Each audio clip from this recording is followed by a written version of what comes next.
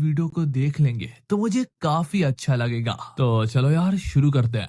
ये कहानी है एक ऐसे व्यक्ति की जिसने अपनी माँ के फ्यूनरल में फ्लावर्स के बजाय जमीन पर लाशें बिछा दी थी। उस फ्यूनरल में उसने कसम उठाई थी कि वो सबको खत्म कर देगा। वो चिड़ियों को अपने हाथों से यूं पकड़ता था जैसे कि उसे दर्द का एहसास तक नहीं होता। और जिस बंदे ने उसके अपार्टमेंट में घुस के उसकी जान लेने की कोशिश की थी, उसे तो उसने इस तरीके से मारा कि जैसे कि वो एक हादसे में मारा गया हो। और ये बात यहाँ तक उसने उसके बॉस को फोन में बताई थी। वो इंसान है या दरिंदा, यकीन कीजिएगा ये सवाल उसके दुश्मन यहाँ तक उससे बार बार पूछते हैं।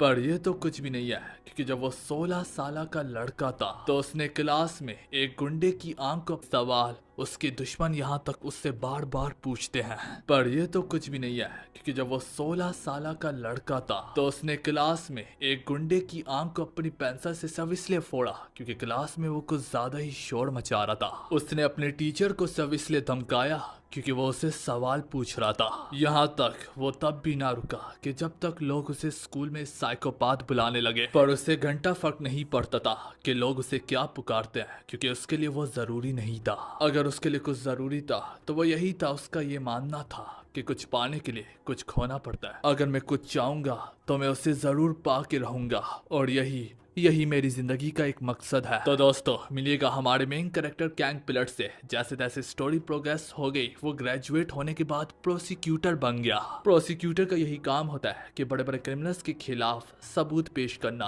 और उनके विक्टिम्स के लिए जस्टिस को लाना। पर अब जो उसने केस लिया है, वो केस उसकी पूरी जिंदगी को हमेशा हमेशा के लिए बदलने वाला है। कैंग पिलट अपनी मीटिंग में उसी केस के बारे में बात कर रहा होता है। वो डिपार्टमेंट में मीटिंग के दौरान बताता है इस ग्रुप का नाम है सियनहुआ ग्रुप। ये कंपनी अभी हाल ही में ही बनी है, तो ज्यादा लोगों का इसके बारे में नहीं पता। ये लोन का बिजनेस चलाते हैं और अभी से ही ये अपनी तरह तरह की ब्रांचेस को खोल ले हैं। लास्ट ईयर में इन्होंने 500 बिलियन का प्रॉफिट बनाया है। तो इसमें कोई शक नहीं, इनका बिजनेस इस डरावने तरीके से आगे बढ़ रहा है कि जिसे देखकर इनके कंपटीटर्स की रातों की नींद हराम हो जाती है। तो कैंग पिलट का बॉस बोलता है हाँ, पर प्रॉब्लम किस चीज को लेकर है? कैंग पिलट इसके रिप्लाई में बोलता है जाहिर सी बात है, हर कोई एक आम सोच रखने वाले को यही लगता है, क्योंकि वह बाहर से अपनी इमेज ही कुछ इस तरह से बना के बैठे हुए हैं। तो मैं आपको बताता चलूं, ये सियनहुआ ग्रुप कोई मामूली कंपनी नहीं है। इनका बॉस पूरे तरीके से एक खूनी है, जिसने आसपास की नेशंस की गैंग पर बाड़ी पड़ के उन्हें अपने साथ शामिल कर दिया, और ऐसे ही करके वो अपना रौब और दबदबा बढ़ा रहे हैं। दोस्तों स्क्रीन पे बने डायग्राम पर ध्यान दीजिएगा। इनके बॉस का नाम है कैंग चावुक। इसमें इनके बेटे भी शामिल है, जिनमें से एक का नाम है कैंग टाइगू और दूसरे का नाम है कैंग मो। और ठीक इनके नीचे आते इनके खास 4 लोग। ये जैसे तैसे करके अपने आप को बढ़ा रहे हैं, वैसे वैसे इनके क्रिमिनल एक्टिविटीज भी बढ़ती चली जा रही है। हर आए दिन ये उन लोगों को टॉर्चर करते हैं, ब्लैकमेल करते हैं, जो लोग भी उनके बिजनेस के खिलाफ खड़े होने की कोशिश करते हैं या फिर कोई भी इन्हें कानून की नजरों में लाना चाहता है, वो बहुत जल्दी ही शट डाउन हो जाते हैं। किसी का खून करना ये तो इनके लिए बस एक मामूली बात है। पॉलिटिशियंस भी यहाँ तक इनसे डरने लगे और अब तो कोई भी इनके खिलाफ बात भी नहीं करता, क्योंकि जो सबसे ज्यादा बढ़ के उन्हें सपोर्ट कर रहा है वो कोई और नहीं बल्कि नेशनल असेंबली का मेंबर किंग एल्डो है। ये सुनते सारे सभी लोगों के पैरों तले जमीन खिसक जाती है, क्योंकि किंग एल्डो वो शख्स है, वो व्यक्ति है जो कि बहुत जल्द कोरिया का नेक्स्ट प्रेसिडेंट बनने वाला है अगर वो इलेक्शन को जीत गया।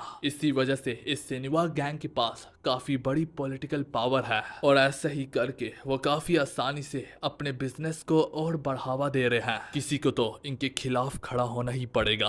पर हैरानगी की तो बात ये होती है कि कैंग पिलट को उसका बॉस आगे एक्सप्लेन करने ही ना देता, और वो यहाँ पर मीटिंग को फिनिश करने के लिए बोलता है। जब सब यहाँ पर चले जाते हैं, उसका बॉस सीधे तरीके से बोलता है जस्ट बिकॉज कि मैंने तुम्हें प्रमोशन दिया, इसका यह मतलब नहीं कि तुम किसी भी क्रिमिनल से लड़ना शुरू कर दोगे, और स्पेशली इस गैंग को तो मत ही लड़कारो, इसी में तुम्हारी भलाई है। मुझे ये बात तो तुम्हारी समझ में नहीं आ रही कि तुम इस केस को लेके इतना ज्यादा ऑब्सेस्ड क्यों हो। और यहाँ पर बात अब ऑब्सेशन की चल रही है, तो यहाँ पर उसे एक झलक अपनी माँ की भी याद आती है, जहाँ पर अकेले में उसकी माँ ने कहा था कि बेटा कुछ भी हो जाए इस गैंग के खिलाफ मत भिड़ना। उसकी माँ की आंखों में एक अजीब सा दुख होता है, और वो बेबसी उसकी आंखों में बरस रही होती है, जो देखकर कैंग पिलट से रहा न जाता। और अब कहानी वापस प्रेजेंट में आती है।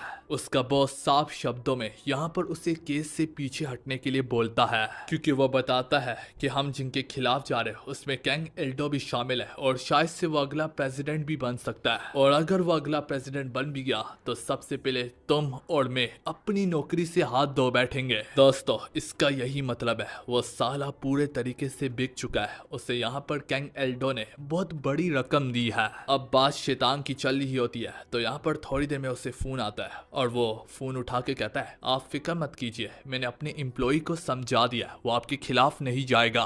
पर यहाँ पर कैंग एल्डो ने इससे कुछ बड़ा कर दिया होता है। कैंग एल्डो उसे बताता है कि अपने एम्प्लॉय को बता दो कि उसकी माँ अब मर चुकी है। और जब कैंग पिलट यहाँ से जा रहा होता है तो उसका बॉस उसे बताता है कि तुम्हारी माँ अब इस दुनिया में नहीं रही। कैंग पिलट इस मैसेज को सुन तो लेता है पर वो कोई इमोशंस नहीं दिखाता, अनजाने में पता नहीं क्यों, और वो चुपचाप बस चला जाता। हमें यहाँ पर कैंग पिलट की मदर का फ्यूनरल दिखाया जाता है, जिस फ्यूनरल में कोई भी नहीं आया होता, क्योंकि यहाँ पर साफ साफ लिखा करेगा। और अगर दोस्तों आप लोग सोच रहे हैं कि इस फ्यूनरल में कोई व्यक्ति क्यों नहीं आया, तो वो मैं थोड़ी देर में आपको एक्सप्लेन करूंगा। पर फिलहाल तो आप इतना जान ले, जो कोई भी इस फ्यूनरल को फंड कर रहा होता है वो कोई और नहीं बल्कि उसी सिनेमा गैंग के मेंबर्स होते हैं। जब ये फ्यूनरल खत्म होने लगता है तो इस गैंग के इस ग्रुप का इंचार्ज बोलता है, इस तस्वीर को उठा के कचरे में फेंक दो। वो तस्वीर कैंग पिलट की मदर की होती है। तो वो इस तस्वीर को जमीन पर मार के तोड़ डालते हैं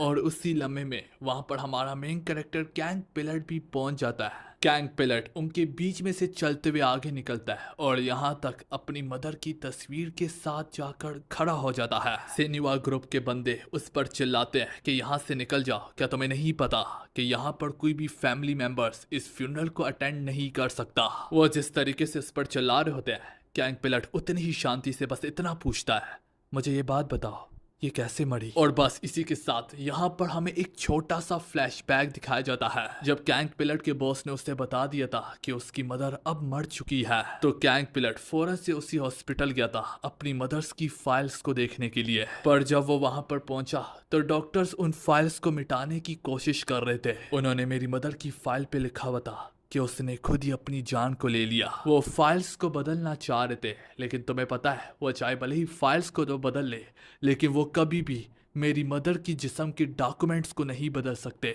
हाँ दोस्तों, चाहे भले ही लोग रिपोर्ट्स तो बदल देते हैं, लेकिन डॉक्यूमेंट्स कोई नहीं बदल सकता, क्योंकि उन डॉक्यूमेंट्स में बॉडी का पूरे तरीके से जायजा लिया जाता है। कहानी प्रेजेंट में आती है और वो गैंग के बंदर को इसी डॉक्यूमेंट्स को लेकर बोलता है, तुम लोगों का काम था सब सुसाइड की तरह दिखाना, पर अगर तुम लोग उसे टॉर्चर ना करते तो शायद से मुझे भी ना पता चलता। तो मेरा सवाल अब तुम लोगों से है, तुम लोगों को क्या इतना दूर तक जाना चाहिए था? तुम लोगों ने जिस तरीके से उसे मारा और जिस तरीके से तुम लोग उसके अंदर छुरा घोंपते जा रहे थे, मुझे पूरा यकीन है उसे चिल्लाने का मौका तक नहीं मिला होगा। तुम लोग मारते गए बार बार उसके अंदर छुरे को दौमते गए कि यहाँ तक उसे सांस लेने का मौका तक नहीं मिला होगा, और इसी तरह उसने अपने दम को तोड़ दिया होगा। हमें दिखाया जाता है चाहे भले ही वो आखिरी सांसों में कुछ चिल्लाती तो नहीं है, लेकिन वो यहाँ पर कुछ निगल लेती है। और इसी तरह कहानी प्रेजेंट में आती है। कैंग पिलट बोलता है, मुझे पूरा यकीन है कि तुम लोगों को लगा होगा कि तुम लोगों ने उसे मार डाला, पर शायद से तुम लोगों ने एक चीज मिस कर दी, उसने मौत के दौरान कुछ निगल लिया था। उनका इंचार्ज से और सुनाना चाहता, वो यहाँ पर अपने चमचे को ऑर्डर देता है कि इसे बाहर निकालो। और जब वो ऐसा करने के लिए आगे बढ़ता है और कैंग पिलट के कंधे पर अपना हाथ ही रखता है कि कैंग पिलट उसके जिस्म की बदबू को सह ना पाता, वो उसकी उंगली को पकड़ के तोड़ डालता है और इसके बाद उसके मुंह पे खतरनाक किस्म की लात मारकर उसे जमीन पर फेंक देता। उनका इंचार्ज चिढ़ते हुए कहता है, तुमने सबसे बड़ी गलती कर दी, तुम्हें ऐसा नहीं करना चाहिए था। उनका बॉस जब गुस्से से चिल्लाते हुए अपनी फोल्डिंग नाइफ से उस पर टूट पड़ता है कि इससे पहले उसे दुगनी स्पीड से कैंग पिलट अपने हाथ में किसी चीज को दबाते हुए उसके सर पे भूसा मारता है, और जब वो जमीन पे गिरता है तो तभी हमें मालूम पड़ता है कि असल में वो उनकी गैंग का एक सिंबल होता है। इसका क्या मतलब है? इसका ये मतलब है कि जब सिनेवा गैंग वाले उसकी मदर की जान को ले रहे थे तो इस हाथापाई ने उसकी मदर ने उनकी शर्ट से बटन को तोड़ के निगल लिया, और यही सिंबल कैंग पिलट को मिल गया। वो समझ गया था कि इन गैंग वालों ने उसकी मदर को जान लेने की कोशिश की है, सिर्फ और सिर्फ गैंग पिलट को धमकाने के लिए कि हमारे खिलाफ फाइट मत करो, हमारे खिलाफ केस मत लड़ो। गैंग पिलट अब गुस्से से बोलता है कि अब मुझे अपने बदले की आग को पूरा करने के लिए किसी भी हद तक जाना पड़े तो मैं जाके रहूंगा। ये बात तुम मेरे बाप से जाकर कह सकते हो। दोस्तों आखिर इस बात का क्या मतलब है? गैंग पिलट ने कहा कि तुम ये बात मेरे बाप से जाकर कह दो। तो दोस्तों अब कहानी कुछ समय के लिए आगे जाती है, जहाँ पर हम गैंग पिलट के भाई को देख पाते हैं जो बोलता है, ओए क्या तुम्हें पता है, हमारे बाप से जाके बोलो कि हमारे भाई ने उस फ्यूनरल में सारे के सारे गैंग मेंबर्स को मार डाला। तो इसका यही मतलब निकलता है कि जो गैंग का बॉस है वो कोई और नहीं बल्कि हमारे मेन कैरेक्टर का अपना फादर ही है। और उसी ने ये कहा था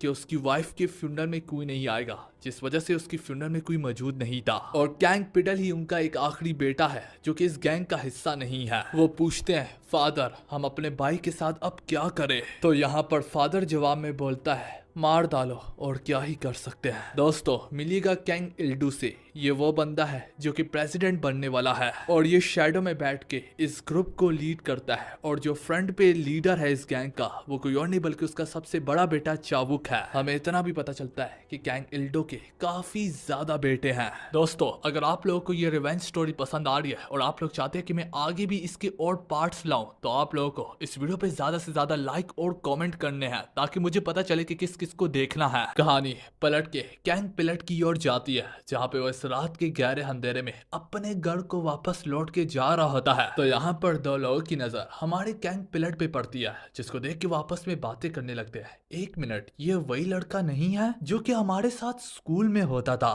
तो आगे से दूसरा शख्स कहता है, नहीं यार ये गैंग पिलट नहीं हो सकता क्योंकि सुनने में आया कि उसे काफी बड़ी प्रोसिक्यूटर की जॉब मिली है। वो ऐसे गंदे से छोटे से टाउन में आखिर क्यों ही रहेगा? वहां पर एक चश्मे वाला क्लास फेलो भी मौजूद होता है जो कि कुछ ज्यादा ही गैंग पिलट को अभी भी पीछे से घूर रहा होता है और वो यही सोच रहा होता है, उससे लोग क्लास में साइकोपाथ कहकर पुकारा करते थे। अब यहाँ पर हमें इसी चश्मे वाले का एक छोटा सा फ्लैशबैक दिखाते हैं। जब वो स्कूल में होता था तो वो चश्माटू काफी ज्यादा बुली हुआ करता था। बुली उसे मारते थे और उसका पैसा ले लिया करते थे। वो बस अपने सिगरेट से उसकी आंख को जलाने को ही जा रहा था कि वहां पर लकली टीचर आ जाता है। पर वो टीचर के सामने एक अच्छा दोस्त होने का बहाना करता है और वो कहता है कि यहाँ पर सब कुछ नॉर्मल चल रहा है, जिस वजह से टीचर भी यहाँ से चला जाता और वो बंदा बस देखता रह जाता। वो दिल में भीख मांग रहा होता है मदद की, पर वो टीचर को पुकार लगाने से भी डरता होता है कि कहीं वो और ज्यादा भी बुली ना हो। वो समझ जाता है कि वो इन गुंडों से कभी भी छुटकारा नहीं पा सकता।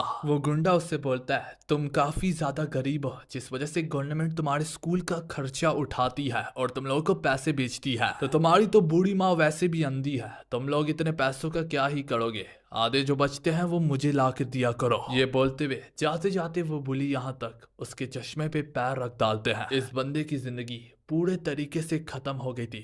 वो जिंदा रहकर भी रोजाना मरा करता था। तभी यहाँ से गैंग पिलट का गुजर होता है। गैंग पिलट उससे कहता है, हटो, तो मेरे रास्ते में खड़े हो, मुझे कचरे को फेंकने जाना है। वो शख्स जो कि कचरे के पास पड़ा हुआ था वो थोड़ा सा हटते हुए अपने दिली दिल में कहता है कि तुम जो भी हो असली कचरा तो मैं हूँ, तो ऐसा करो मुझे उठाकर इस डस्टबिन में फेंक डालो। वो इतना ज्यादा थक गया होता है कि वो कटर से अपनी नस को काट के अपनी जान देने का सोच रहा होता है। उसके मन में यही होता है कि शायद से मैं अगर अपनी जिंदगी को नोच लूं तो शायद से लोग उन बुली से सवाल करे कि तुमने उस बेचारे की जिंदगी को एक नर्क में क्यों बदल डाला था। पर इससे पहले वो ऐसा कर भी पाता कि गैंग पिलट इससे पहले ही बता देता है कि ऐसा करने से कुछ नहीं होगा। वैसे भी अगर यहाँ पर किसी को मरने की जरूरत है तो वह तुम्हें नहीं बल्कि उसको है। तो मैं तुम पर एक एहसान करता हूँ और तुम्हारे लिए उसे मैं मार डालूंगा। अब इसके कुछ समय के बाद वो बंदा देखता है कि जो शख्स उसे बुली कर रहा था उसकी क्लास के अचानक से आगे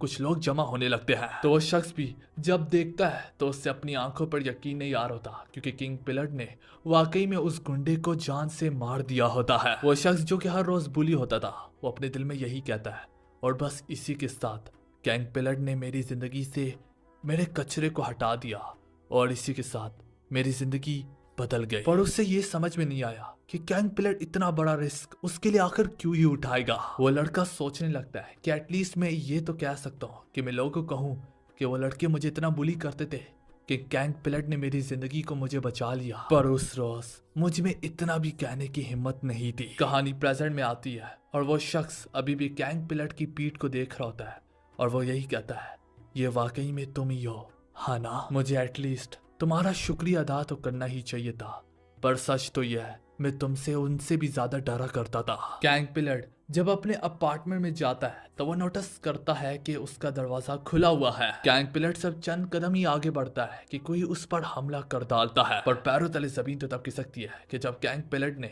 उसके आने वाले हमले को सिर्फ अपने हाथ के दम से ही रोक लिया होता है। उसने उसके चाकू को अपने हाथों से पकड़